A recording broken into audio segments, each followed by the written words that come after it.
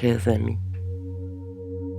Dans la période que nous traversons, nous avons besoin de trouver ou de retrouver une qualité fondamentale dans la relation avec nous-mêmes, celle d'un légitime amour envers l'être en devenir que nous sommes.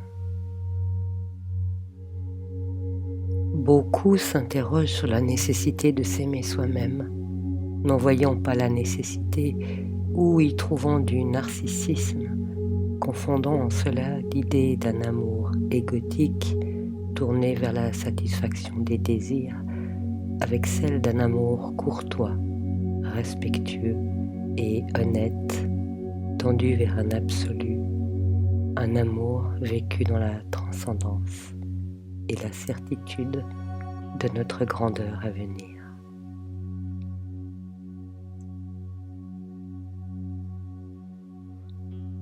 Ce sont la patience, la douceur et la bienveillance qui nous permettent d'aller de l'avant. Les temps actuels ont tendance à nous bousculer et à nous faire perdre notre équilibre, et c'est cet équilibre que nous ressentons nécessaire de cultiver afin de progresser.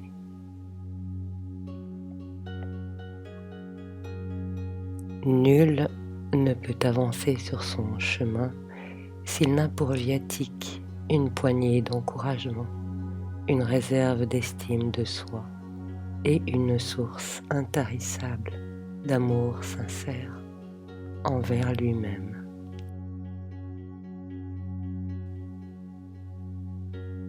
Nous avons été éduqués à chercher le moins plutôt que le plus, à nous critiquer plutôt que nous encourager. Nous manquons alors certainement à l'un de nos premiers devoirs qui est de nous considérer avec estime, équilibre et justesse.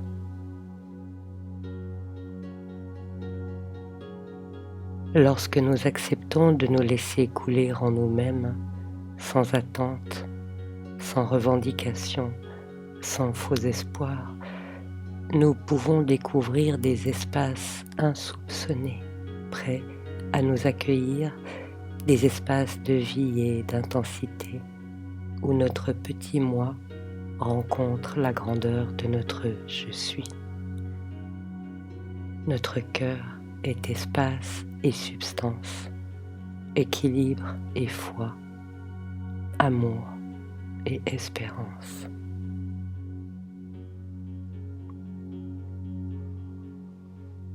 Lorsque nous pensons à un être cher, que nous avons envie de le rejoindre, nous habillons notre cœur de couleurs lumineuses, nous parons notre volonté de confiance et nous ressentons l'élan qui nous pousse vers l'aimer. Ainsi devrait-il en être de notre relation à nous-mêmes, à notre je suis. Personne ne rencontre je suis campé sur ses talons. Nous le rencontrons en nous déchaussant et même un genou à terre. Cette humilité n'est que l'expression consciente de notre grandeur à venir. En nous déchaussant pour nous baisser, nous donnons à notre part divine l'opportunité de nous élever jusqu'à elle. En nous déchaussant, nous montrons par là notre aptitude à renoncer à ce qui est le plus petit en nous afin que notre part divine nous fasse croître en sagesse et en maturité. La relation que nous entretenons avec nous-mêmes dit beaucoup de nous.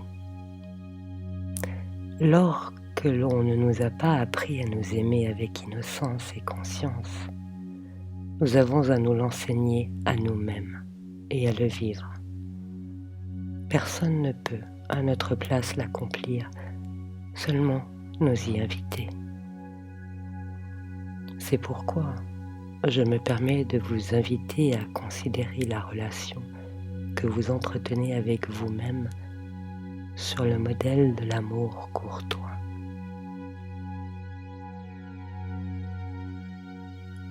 Les troubadours d'autrefois, qui en chantaient les louanges, initiés à l'amour spirituel, encourageaient chacun à ressentir en lui cet élan du cœur pour la grandeur de l'amour. Lorsqu'un chevalier se choisissait une dame pour l'honorer et accomplir des exploits, il incarnait d'une façon toute terrestre une réalité spirituelle. Le chevalier d'une dame est le chevalier de l'âme, la conscience mise au service de sa propre part divine. Autrement dit, je cherchant à devenir je suis, à s'unir à lui. Et nous sommes tous des chevaliers en puissance, des consciences ayant le privilège de pouvoir revêtir l'armure de la foi, la lance de la persévérance, l'épée du discernement, le bouclier de la prudence, tout en chevauchant avec maîtrise nos énergies apprivoisées. Dans l'engagement chevaleresque, nous découvrons alors des ressources que nous ne soupçonnions pas, qui nous portent avec empressement vers de nouvelles aubes ensoleillées, vers de nouvelles aventures, à la fois terrestres et célestes, dans la fluidité de la vie. Ainsi, nous faisons vivre et revivre l'amour courtois dans le service à notre part la plus divine, ayant à cœur l'enthousiasme qui nous porte toujours plus loin, toujours plus haut, dans la patience du chemin arpenté avec confiance et sérénité. Nous nous souvenons que nous sommes de toute éternité et que l'amour est le vêtement de notre je suis.